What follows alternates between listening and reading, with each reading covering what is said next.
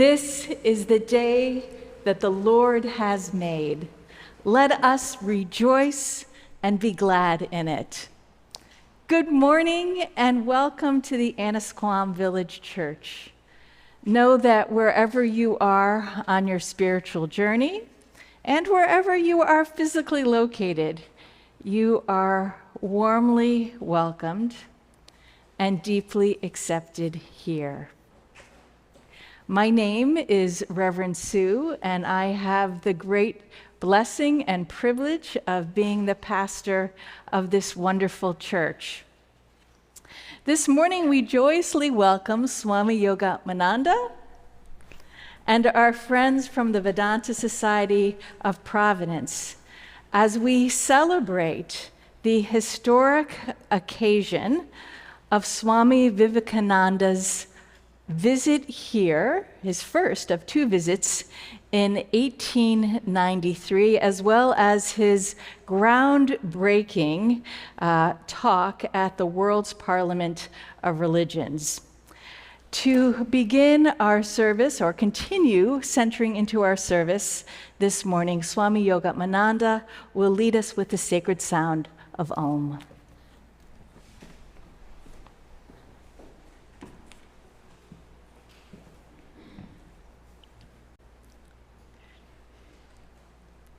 Om, this sacred sound symbolizes the whole gamut of sound, and thus this whole universe.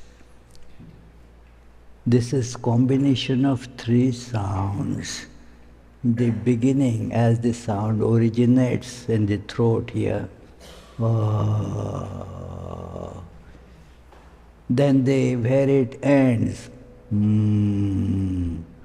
at the end of the lips, and then the process is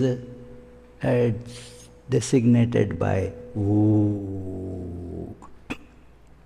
So ma, they make it for the whole gamut of sound, and therefore it is the representation of the whole universe and is therefore considered name of God, the most sacred sound.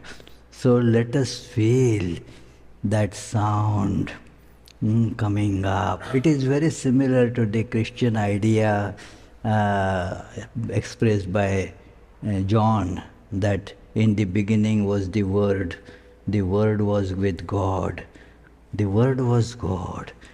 From that, everything that was made. So this is the idea of the sacred Om.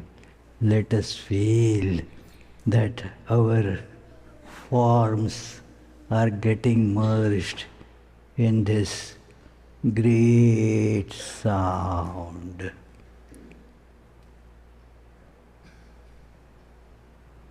We are feeling the oneness of the entire existence.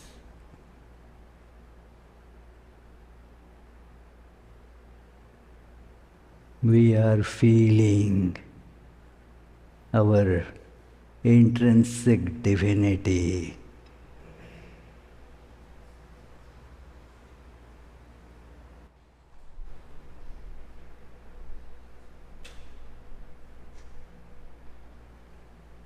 We are feeling our immortal nature.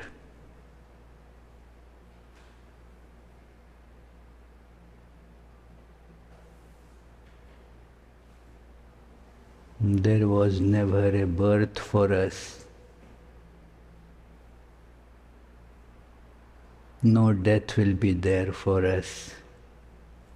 There is no time, no space. United in Om. I am everywhere.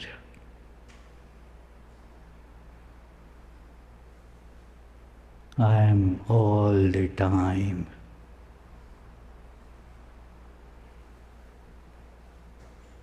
I am the bliss itself. I am the peace itself.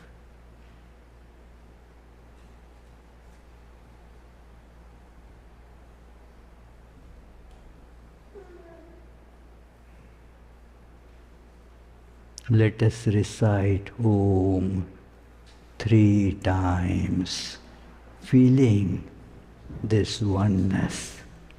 Let us feel every single particle in us and around us is reverberating with this sound of Om. Please join.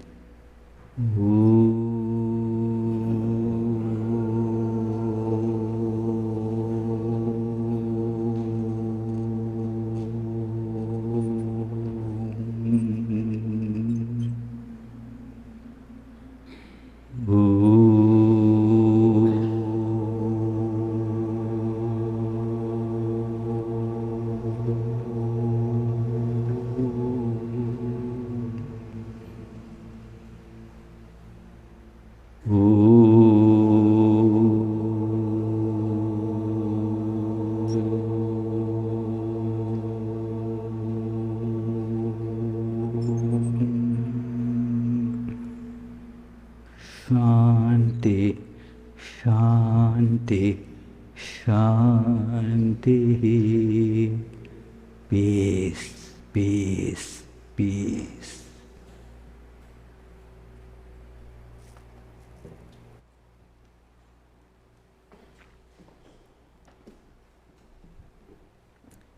If you would please stand in body or spirit.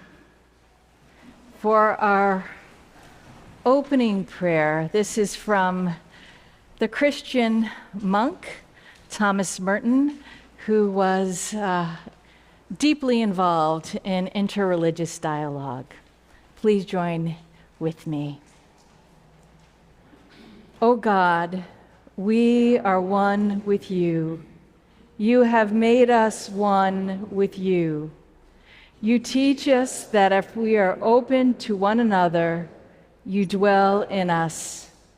Help us to realize that there can be no understanding where there is ignorance and mutual rejection.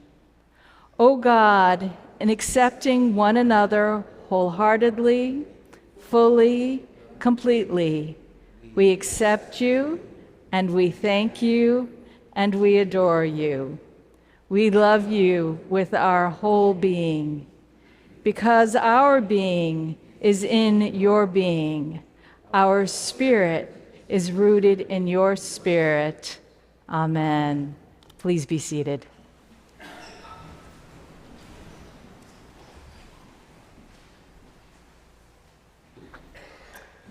The journey that brought Swami Vivekananda to the United States, and the journeys that have sent so many Americans seeking holiness in India and Tibet and other lands, is a reflection of the human heart's desire to learn, to listen, and to share with people of other traditions.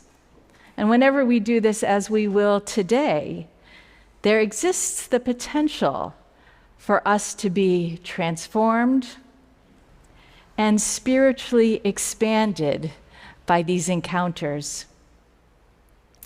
Interspiritual exchanges recognize that at the level of the heart, we are one.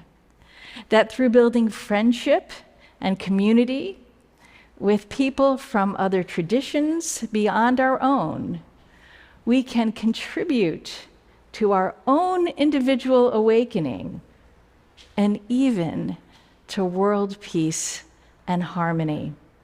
So it is in a spirit of deep welcome and great joy that we worship and celebrate today. If this is your first time with us in the building, a sacred site, or your first time with us on Zoom, might you raise your hands so that we can greet you? And ever since the pandemic, we've actually been using Namaste as a way to greet one another with our eyes and our hearts. So if this is your first time with us, might we recognize you in a special way? So good to see all of you. And on Zoom, any new friends? So if you are new to us on Zoom, please raise your hand, and we are so happy to welcome you. And it appears that we have some people joining us for the first time from the Vedanta Society. We also have friends this morning joining us from the Bronx, from Annisquam, from New Hampshire and Maine, from Pennsylvania, from the South Shore, from Rockport, from Florida. I see Reverend Elizabeth on retreat at Eastern Point. And it's so wonderful to have so many of you joining us here today. The Hayes family in Ireland. Remember, they visited us just last week, and then they are in Ireland. Hello. Oh, my word. How terrific is that? So delightful to see you. My gosh, wow. It really is overwhelming in the best way that we can connect together both here and around the world. And so, dear friends, the peace and joy of the Lord be with each and every one of you. And let us share with each other that sign of deep peace.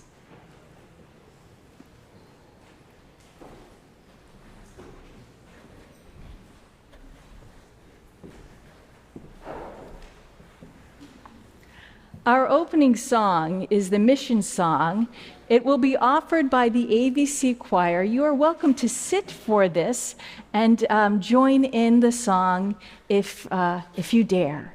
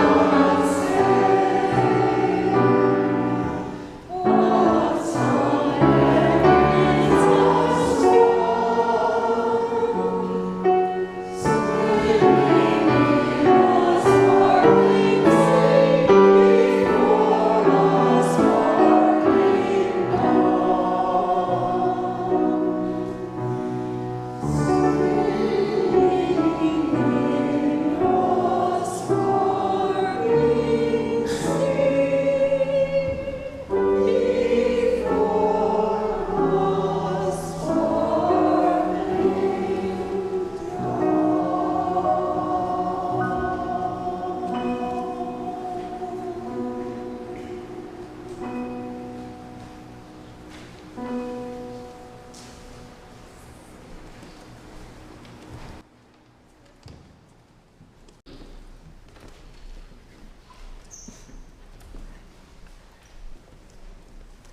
theme this morning is unity and diversity. And when Kathleen, Swami Yogatmananda, and I got together to plan this service, Swami Yogatmananda chose this set of readings to exemplify the theme. They are from a paper on Hinduism read at the World's Parliament, and then later from Jnana Yoga, Chapter 9, all from Swami Vivekananda. And so Saira, Austin, Jock, Bourneuf, Holly, Clay, and Evie Stewart will offer the reading.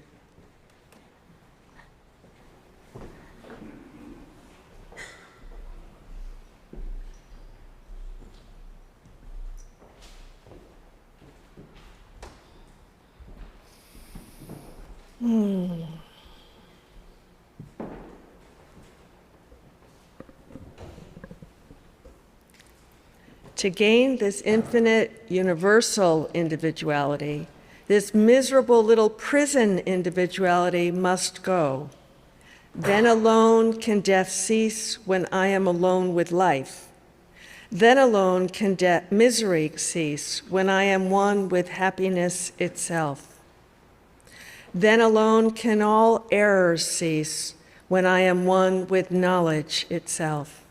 And this is the necessary scientific conclusion.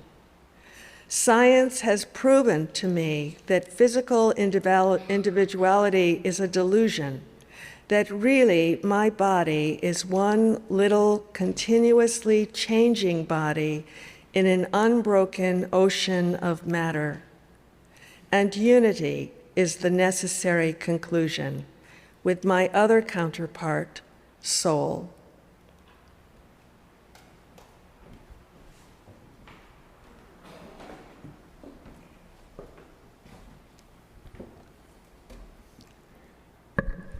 Science is nothing but the finding of unity.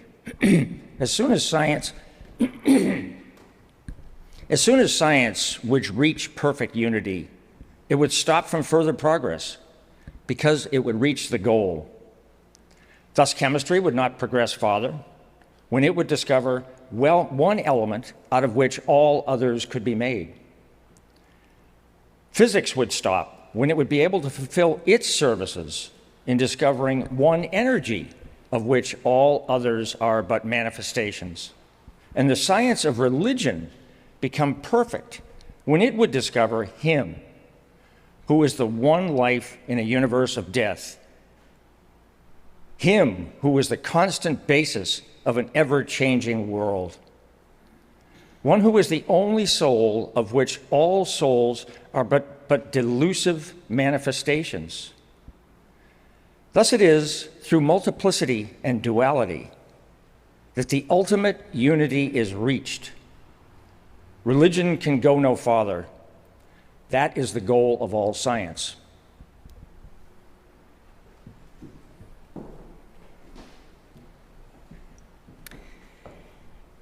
Unity in variety is the plan of nature, and the Hindu has recognized it. It places before society only one coat, which must fit Jack and John and Henry all alike. If it does not fit John or Henry, he must go without a coat to cover his body. The Hindus have discovered that the absolute can only be realized or thought of or stated through the relative, and the images, crosses, and crescents are simply so many symbols, so many pegs to hang the spiritual ideas on. It is not that this help is necessary for everyone, but those that do not need it have no right to say that it is wrong.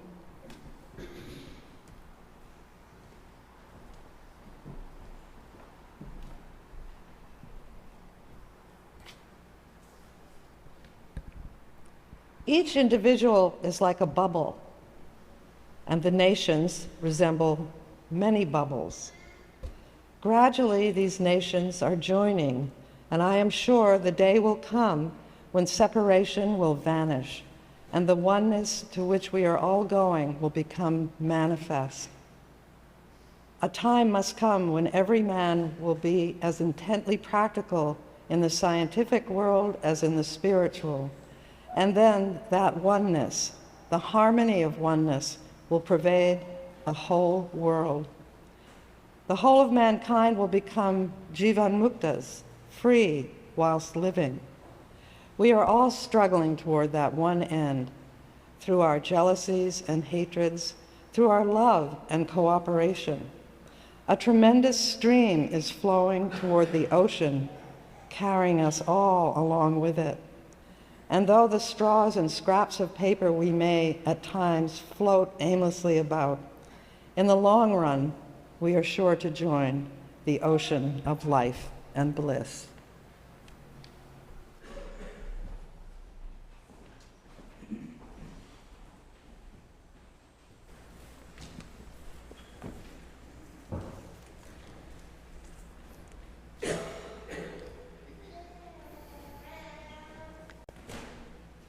तं देशिकेन्द्रं परमं पवित्रं विश्वस्य पालं मधुरं यतीन्द्रं हिताय नृणां नरमूर्तिमन्तं विवेक आनन्दमहं Namami. What this Sanskrit verse means is salutations to Swami Vivekananda, who has been the great teacher for humanity. In fact, has a divine spirit assuming human form to teach the humanity. That is the salutations to Swami Vivekananda, Reverend Sue, and all the friends here present physically or on Zoom. My greetings to you all this morning. And this is a very special service that's very dear to my heart. This gives me an opportunity to come to this place where from that great message of what we just heard, unity in diversity, started reverberating in the whole universe with the mighty voice of Swami Vivekananda. All the sages of Upanishads, Bhagavad Gita, the sages of all different religions of the world were as it were concentrated in that voice, telling us to look. Don't try to find, just look at the unity that is manifest in all various forms. It is just we have to look at it, see it, that's it. That there is this unity manifest. What happens is we don't see things, we don't observe things, and therefore we miss the unity that underlies all the variety, and thus get cheated. We get cheated in this world because we try to grab the continuously changing variety. The forms keep on shifting and changing, and we cannot really find any sense in them because we are missing the underlying unity. So, the job of all religions is to make us aware of this truth of unity. And it is in the spiritual sense when this word is used, it is an inclusive unity. Inclusive, let me clarify this. It does not kill variety or diversity.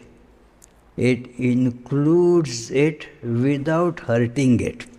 The variety, like you have, such melodious song, all the different notes, they were not destroyed, but they were included in the whole that we call melody. So, that creates the sense of bliss, sense of love in us. What is love after all, friends? The feeling of oneness. So, it is not at all the destruction of variety. So, let us feel this clear truth of oneness, the unity in everything, that it is, one must accept the variety. Variety need not be and should not be rejected. One must accept and respect it, but with the understanding of the underlying oneness. Otherwise, it is all confusion. I different from you, you different from that, this is different from that is different from that, and let us fight. That is the reason for fight, I am different from you. And I am different means I am actually superior than you. It is so, that is why this idea of looking at the oneness and the impermanence of the various forms, that impermanence must be sensed, to see that that variety as such does not make any sense, because it is impermanent. By the time I point out to somebody, hey you, at that moment it has changed. Do we see it? Every moment things are changing. What are we talking about? When I point out to a wave on the ocean, the wave already is changing. It is rising and falling. That is the meaning of wave. It rises and falls. We all keep on shifting and changing. But where is the reality of that wave? That is in the ocean. In that all of us are one. And that brings this sense of love. We see that our pleasures, our ordinary joys also are connected to oneness. For example, I give that example very often because it quickly makes connection. That suppose you like a cookie and you are sitting there and the cookie here, no joy. When you and cookie become one, then, so it is, all our happiness is in this sense of oneness. We are trying in various ways to feel this unity, and religions are or at least supposed to be, the way towards realizing this. It is very important, therefore, and this place is giving this message of bringing this wonderful harmony. That message emanated from this place. I am so happy always to be here, to feel that sense. So, our experience, that we have has both these elements, variety as well as unity. And so, as I said in the beginning, let us grasp it together, that variety has its place but it is impermanent aspect. And the unity is the permanent, everlasting aspect. So, therefore, whenever we think of variety, let us think of the unity underlying. Like we have various ice cubes. Now, in the warm weather, if you put them in a tray, before a few minutes, you will lose the sense, that this ice cube and that ice cube and that ice cube all lose their shapes. They become one. Means actually they were one. Were they different earlier? No, they were not different earlier also, except in appearance. And thus, when we see that even now, although we are seeing different pieces, actually it is one. So, when we see that, all hatred vanishes. Can we see this? We talk about, having a peace in the world. But when we stick to the variety, then there is no peace possible. Because my peace and your peace, his peace and that peace, it breaks into pieces. No peace, but breaks into pieces. That is how the attempts to bring about peace without seeing the underlying unity is not impossible, friends.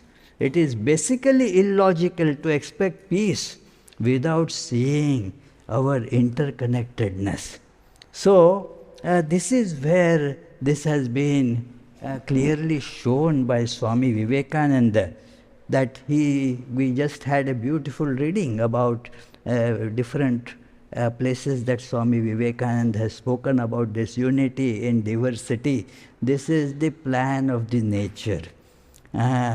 He speaks about, we didn't read that part today, but that there are these two forces in nature going on continuously. One is the centripetal force, and the other is centrifugal force. In mechanics or physics, you read these things. Centripetal force means that pulls everything towards the center, and centrifugal force, it pushes you everything out. That is how our all these planets, they are moving around the sun. Why do they not fall into the sun? Because there is the force that is taking them away from it. And then there is the force that is pulling it towards the sun. So the balance of it is that there is this orbit motion that goes on. So it is these two forces that make for the apparent variety and intrinsic unity. This intrinsic unity, as we saw, makes for all the feeling of love also. It is the love that we see going in all different directions. We love this person, that person, this particular thing, that particular thing. But if we observe that love vanishes in a little while, it would be just an I used to love that person. It becomes past tense.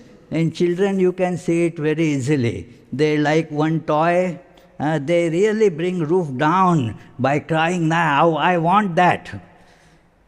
They have it, and in half an hour or 1 hour, their interest in it is all gone. So it is like that in this world. We love, but we don't love that. What is really attracting us? We must probe into that. What is really attracting us in Hindu, these varieties of God that we have, Godheads.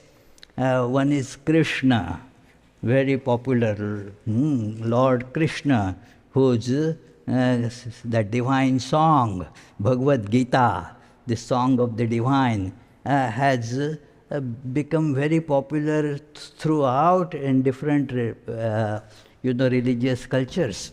So Krishna means the one that attracts. The etymology of the word is that which attracts. So, the attraction that we feel towards various objects is actually not attraction for that object at all. That is why it appears and disappears. The attraction is actually for God.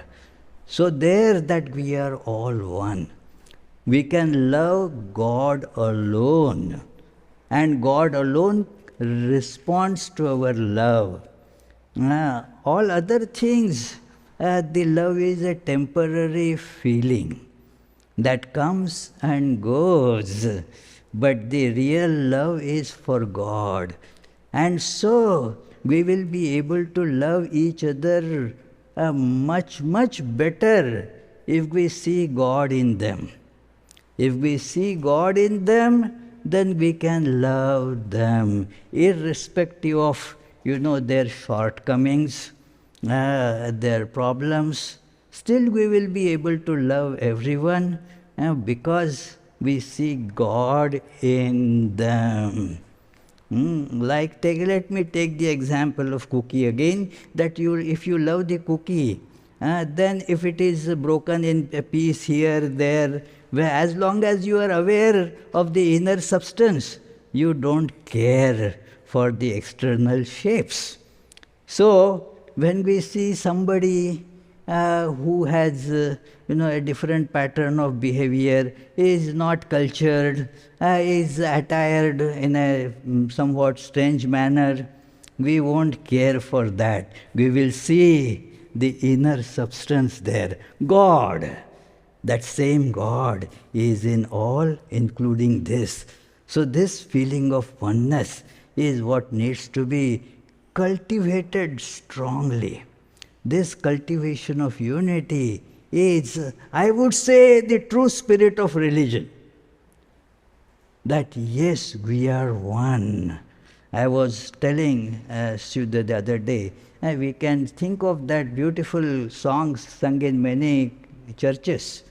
We are one in the Spirit, we are one in the Lord. So it is there we find the true oneness. And when we find that, what happens? We reach the goal of human life. That nothing more is to be done. That is the goal of life. When we reach a stage where everything that was to be achieved has been achieved. So you reach the highest point of happiness. Means you do not have to get happiness from something. One really becomes happiness itself. Just as the ocean doesn't need to find a bathtub to take bath in.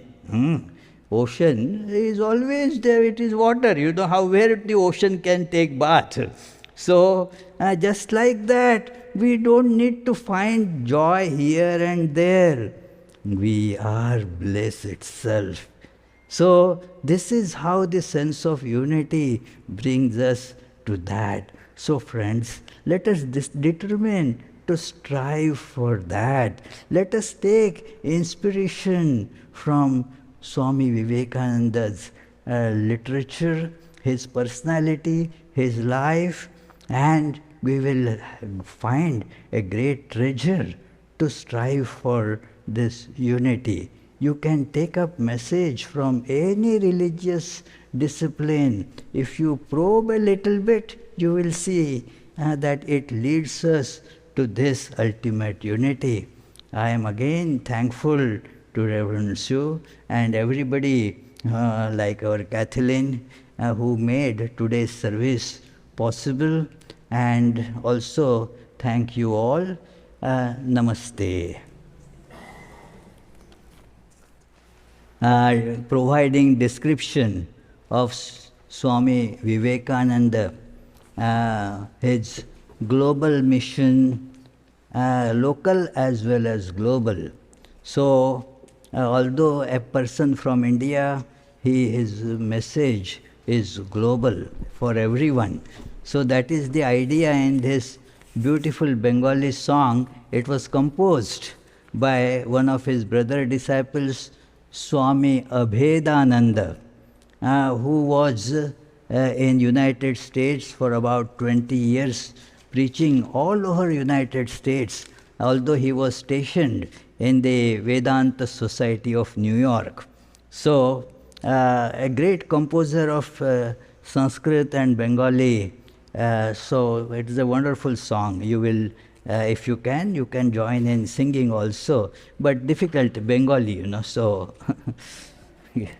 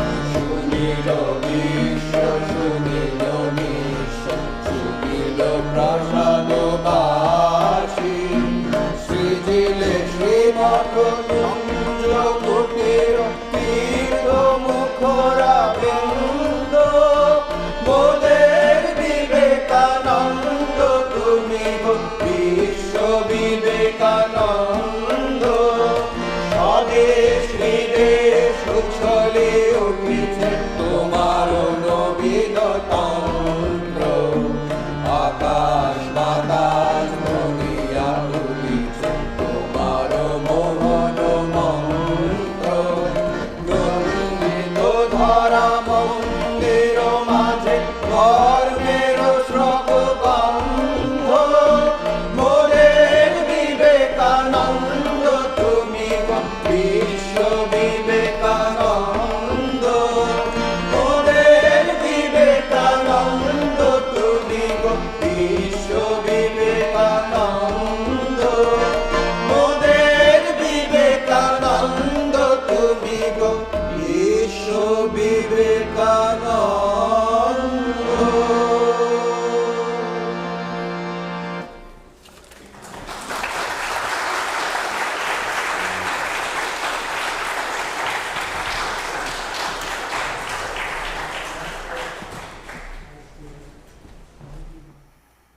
may the words of my mouth and the meditation of all our hearts be pleasing to God and a source of inspiration for all who will hear them. Amen. Swami Yogatmananda and friends, today we celebrate a breakthrough in the consciousness of Western people. We celebrate a bridge to spiritual understanding and awareness, and we celebrate connection between people of different cultures, traditions, and religions. And the seeds of all that we celebrate this day were planted by Swami Vivekananda in this very church 129 years ago, before he went on to change history at the World's Parliament of Religions. The impact of Swami Vivekananda's presence and his words have the potential to continue to be, for us, for all of us, a light that illuminates the deepest truth at the heart not only of Hinduism and Christianity, but at the heart of all the great religious traditions of the world. And it is this truth: at the ground of being, we are one, one with God and one with each other. It may come as a surprise to Christians who may be just learning about Swami Vivekananda that he not only carried with him the classic Hindu text, the Bhagavad Gita, but he also carried with him the Christian mystical masterpiece, Thomas à Kempis's The Imitation of Christ. He even wrote a Bengali translation of this Christian devotional that includes these words: "All wise men think alike." The reader will hear the echo of the Bhagavad Gita over and over again. And like the Bhagavad Gita, it says, the Imitation of Christ says, "Give up all dharmas and follow me." The spirit of humility, the panting of the distressed soul, the expression of devotion as a servant will be found imprinted on every line of this great book, and the reader's heart will be profoundly stirred by the author's thoughts of burning renunciation, marvelous surrender, and deep sense of dependence on the will of God. This is quite amazing because Swami Vivekananda grew up at a time when Christian missionaries believed they were bringing their better way to India. And in spite of their demeaning attitudes, Swamiji was able to discover the treasures found in the mystical heart of Christianity, treasures held in common by all those who embrace Advaita. Mirabai Starr, the interspiritual writer, explains it this way: Advaita describes the non-dual or contemplative mind that understands things in their unity and connection before it separates them. It's the subtle distinction that all things share the same ground of being, the same supreme reality that encompasses great diversity. At root, nothing is separate. Swami Vivekananda proclaimed, "Unity in variety is the plan of nature." Now, how might we understand this? One way, consider the lesson of the drought we are experiencing here on Cape Ann this summer. We can see with our own eyes that the grass and trees and plants that provide food and beauty all need water to survive. And without them, we cannot survive. Water, as Swami Yogatmananda pointed out with the wave, is like the ground of being, connecting us to each other and to all life. We might even take this a step further. Nature teaches us that we are dependent on her. Every part of nature is connected to every other part. As author and professor of entomology and wildlife ecology, Doug Tallamy points out, insects pollinate 90% of our flowering plants. Without insects, we'd lose these plants, which would collapse the food web. We'd lose amphibians, reptiles, birds, mammals, and even some freshwater fish. If insect populations continue to decline, the earth will rot. Humans will not survive such a drastic change. Insects are essential, not just to our well-being, but to our continued existence on earth. So we might also say, not only is unity in variety the plan of nature, but variety in unity is the plan of nature. So at this moment in history, it is essential that we embrace Swami Vivekananda's words, both on a spiritual and physical level. The climate crisis suggests that spiritual and physical life are one. 2 generations ago, the people of this church came to a bold conclusion. It would be a non-creedal spiritual community where members, many of whom were raised in a variety of Christian denominations, could hold a diversity of theological viewpoints. And unlike most churches that require an affirmation of a particular doctrine for membership, the Annisquam Village Church made a conscious choice to embrace a deeper reality, to embrace unity in diversity. And how? Rather than focusing on theological assertions, intellectual frames that attempt to name the unnameable, to define the ultimately undefinable, while recognizing that limited conceptions of God can contribute to division, this church made a truly remarkable and dramatic decision. We would be a church to unite people, not through the head, but through the heart. And so our current mission statement puts it this way: we are a church of connections, following Jesus Christ's way of love and compassion, while being open to the wisdom found in the world's great religious traditions. We care for one another. We reach out in service to the community and the world, and we are active stewards of God's creation. Our congregation comes from a variety of religious backgrounds, and this diversity gives richness to our experience together. We are not dogmatic, but join in covenant, in relationship, to accompany each other on our spiritual pilgrimage. It is love given to us by God, and a love that we share with others, including our shared earth home, right? The foundation of our oneness, there is one earth, and we are one family that shares it.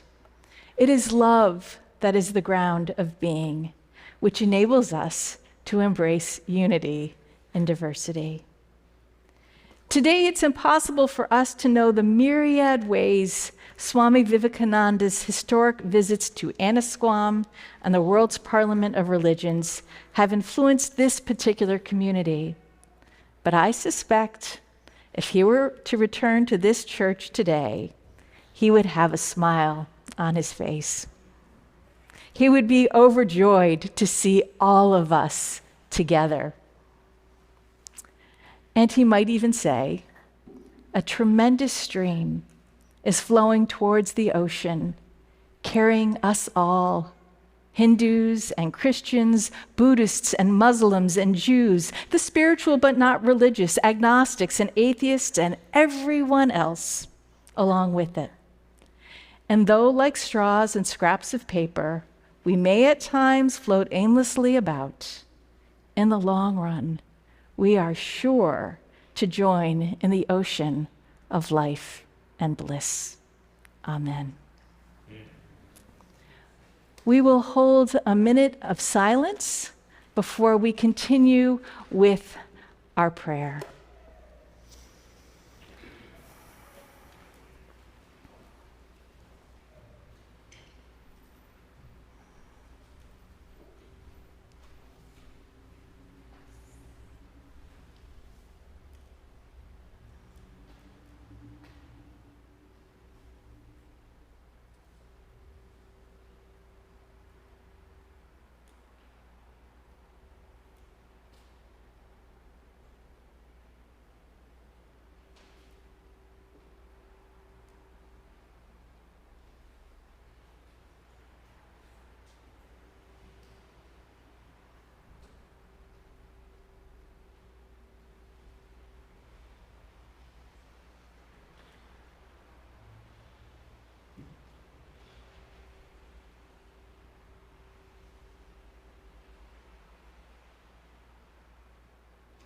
Amen. And the practice of sacred silence, a practice of sacred unity. Our teacher Jesus did not speak Hebrew or Greek. He spoke Aramaic. And the Lord's Prayer has been translated into the Aramaic by Neil Douglas Klotz, and that is the prayer we will share, the translation from the Aramaic of the Lord's Prayer. It's been translated with some other interpretations too, but we will share this one today. Please join me. The words are in your order of worship. O birther, Father, Mother of the cosmos, you create all that moves in light. Focus your light within us. Make it useful. As the rays of a beacon show the way, create your reign of unity now. Through our fiery hearts and willing hands, your one desire then acts with ours, as in all light, so in all forms. Grant what we need each day in bread and insight, subsistence for the call of growing life. Loose the cords of mistakes binding us, as we release the strands we hold of others' guilt. Don't let us enter forgetfulness, but free us from unripeness. From you is born all ruling will, the power and the life to do, the song that beautifies all, from age to age it renews. Truly, power to these statements, may they be the source from which all my actions grow. And dear friends, this is the time in our service where we invite you, as you are called, to contribute to our mission, a mission of unity and oneness. The collection will now be received, and we will enjoy the song, Mother of the Universe.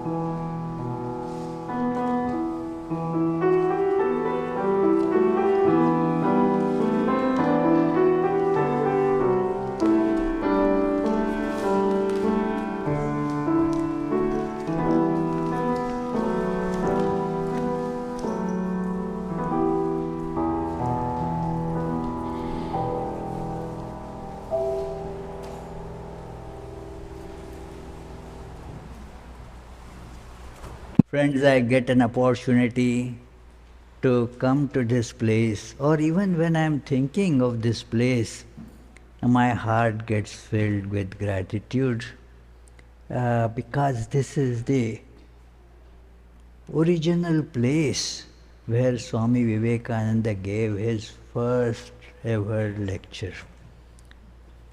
And personally, I was very fortunate to come here in a few days after my arrival in United States 21 years ago. And it was kind of a dream come true. In a way, because when I was in India, just a novice in this order, I was reading about Swami Vivekananda's trip to United States and this beautiful place of Annisquam. So it was very charming to read all that, very inspiring, but had never thought that I will physically go and be in that place. So at that moment, my heart filled with great, thanks to Lord for bringing me to this place.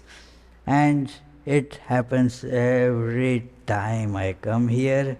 So I am here to express my gratitude to everyone who make this service possible. And last some years, we are coming here to observe that great speech of Swami Vivekananda given right from, say, this podium in this place. So, my thanks to all who made it possible to have this done. Everything is done by God, so they say thank God for every... Not in that sense when we say thank God, not in that sense. But everything happens by the grace of God, but there are the human agents through which that grace of God works. So my thanks to all the human expressions of that divine who made this service possible, our Reverend Sue and Kathleen and Jeremy and all those wonderful choir singers. What a nice singing they provided. And then the singers from Vedanta Society, they also did a masterful job, although some of our members could not make it, but then others took the opportunity. Our Ayush and Amrita, they jumped to sing with their mom also. So it was nice, thank you. Now there is a rap music that is coming up on Swami Vivekananda. We have been, blessed to know Hannah Resegar, who does all spiritual raps. Rap music is sometimes not associated with spirituality, with something far from it. But she has brought that same music, but with tremendous spiritual content. So I am very happy she agreed to come for this. Yesterday she was feeling, I don't know, I am not feeling that well, so whether I'll be able to come. I said, okay, take some rest, maybe you will feel all right.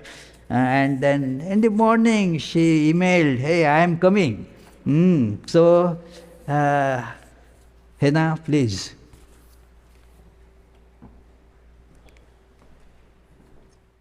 Good morning, everyone. My name is Hannah, but I go by the name Be More 7, which means Blessed Movement and Original Rhymes Divine. And I'm a hip-hop artist. So this is a rap remix of Swami Vivekananda's Song of the Free, which was a poem.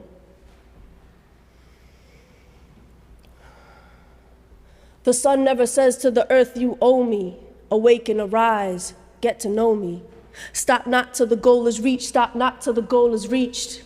Stop not till the goal is reached, stop not till the goal is peace. When the soul is stirred to its innermost depth, great ones unfold their best. When the soul is stirred to the innermost depth, great ones unfold their best. So stir your chicken noodle soup for the soul. Nourishment can make you whole. From dreams awake, from bonds be free. Be not afraid this mystery of life, love, and liberty. Finding unity in diversity and an opportunity for humanity. Fearlessness is the mantra he speaks. Be in the present to search for peace. You could preach as far as the sky can reach, but without willingness, your goal can't be reached. Stop not till the goal is reached. Stop not till the goal is reached. Stop not till the goal is reached. Stop not till the goal is peace. How far is as far as the eye can see? When beauty's in the eye of the beholder, we are all a sight for sore eyes to someone. Be yourself, but what does that mean? True to yourself wholeheartedly. Express what is best from me to we. Use chi to move through fluidly, cause we are not our bodies. We are not our minds. We are the divine. We are all divine. Look within. You will find the temple resides inside. So stop not till the goal is reached. Stop not till the goal is reached. Stop not till the goal is reached. Stop not till the goal is peace. Oneness. Thank you.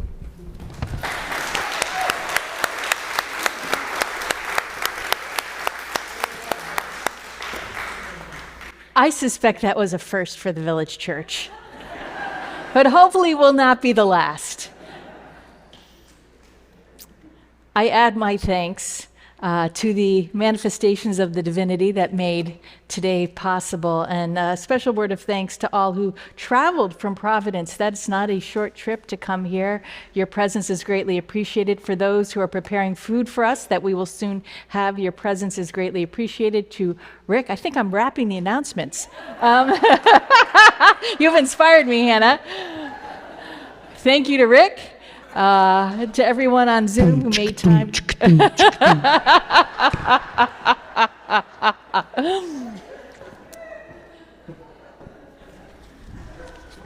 I'm not going to go through all of them, but upcoming events are on the back of the bulletin. And thank you to Suzanne also, and Rob for our stunning flowers. And I understand they stole some from Peg's garden, but you know, we can give absolution for that. All right, dear friends, our closing hymn, would you please stand? Will be offered by the Vedanta singers. We will all join in. This is Namaste.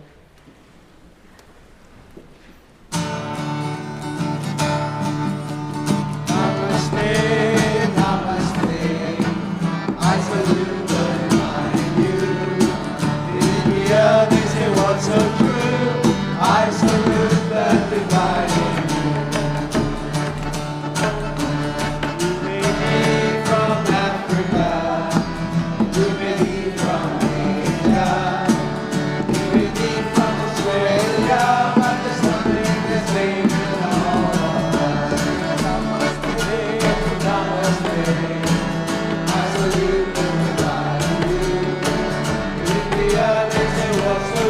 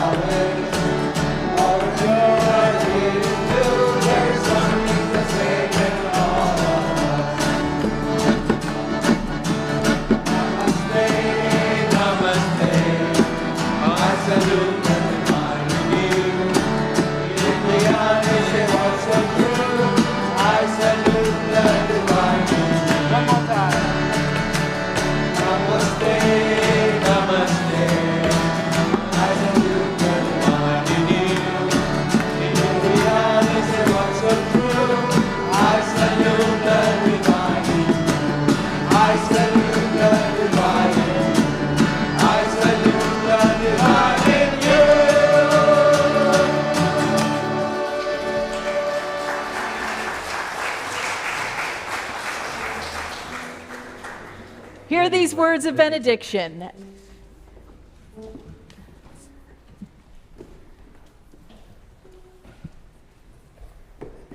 As we go forward, O God, fill us with love. Let us be bound together with love, united in this one spirit, which makes you, O God, present in the world. Make each of us living witnesses to the ultimate reality that is love. Love has overcome. Love is victorious. Amen.